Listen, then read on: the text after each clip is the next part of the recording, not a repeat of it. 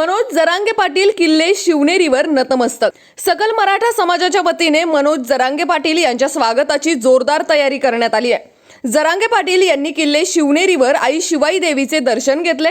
किल्ले शिवनेरीचा इतिहास दुर्ग अभ्यासक विनायक खोतसर यांच्याकडून समजूनही घेतलाय। थोड्याच वेळात जरांगे पाटील छत्रपती शिवाजी महाराज स्मारक 5 रस्ता चौक येथे सभेला संबोधित करणार आहेत। किल्ले शिवनेरी आणि परिसरातील याबाबतची काही दृश्य पाठवली आहेत आमचे निवासी संपादक पवन गाडेकर आणि सौरभ गुंजाळ यांनी। पाहुयात। छत्रपती शिवाजी महाराज की जय जय जय जय जय जय भवानी जय जय जय जय शिवाजी।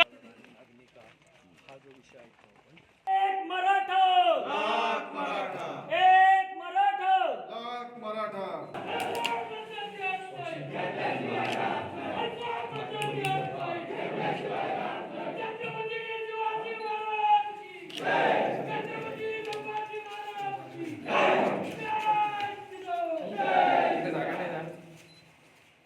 मी संस्कृती मानतो पाळतो।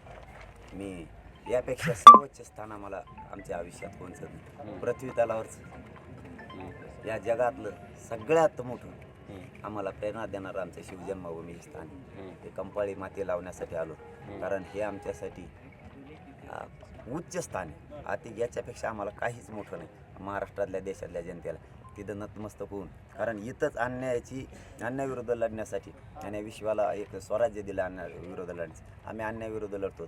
शिवाय मातेचं आणि छत्रपती शिवरायांचं दर्शन घेऊन 3 ते 3.5 लाख लोक महाराष्ट्रभरातून जमा झालेत। त्यांची मिरवणूक इथं आली आहे। इथे महाराष्ट्रातल्या प्रमुख नद्यांचं कलश जल आणि प्रमुख किल्ल्यांची माती असे ते कलश इथे पूजले गेले मान्यवरांच्या हस्ते आणि ते पूजन करून घोषणा झाली। यशवंतराव चव्हाण साहेबांनी घोषणा केली 27 एप्रिल 1960 की आजपासून मुंबईसह संयुक्त महाराष्ट्र राज्याचा कारभार 1 तारखेपासून सुरू होईल। त्याची घोषणा आज करतोय आणि तो मंगल कलश ते मुंबईला घेऊन गेलेले त्याचं स्मारक म्हणून हे शिवकुंज स्मारक आहे। त्यांचा जो लढा सर्वसामान्य जनतेच्या पाठिंब्यावर मनोजदादा जरांगे पाटलांनी जो उभा केलेला आहे आणि ज्या वाढत्या क्रमाने या आंदोलनाला जो पाठिंबा मिळतोय साहेब, तसंच एक आंदोलन 1955 ला सुरू झालं होतं आणि 5 वर्ष सतत तो लढा द्यावा लागला आपल्याच महाराष्ट्राला आणि तो लढा आजही आधुनिक इतिहासामध्ये अजरामर आहे। तो म्हणजे संयुक्त महाराष्ट्राची चळवळ। म्हणजे मुंबईसह महाराष्ट्र एकत्रित महाराष्ट्र राज्य घोषित झालं पाहिजे याच्यासाठी 107 हुतात्मा बळी गेलेले आहेत। 107 लोकांनी हौतात्म्य पत्करलंय आणि तेव्हा कुठे तत्कालीन केंद्र शासनाने मान्यता दिली।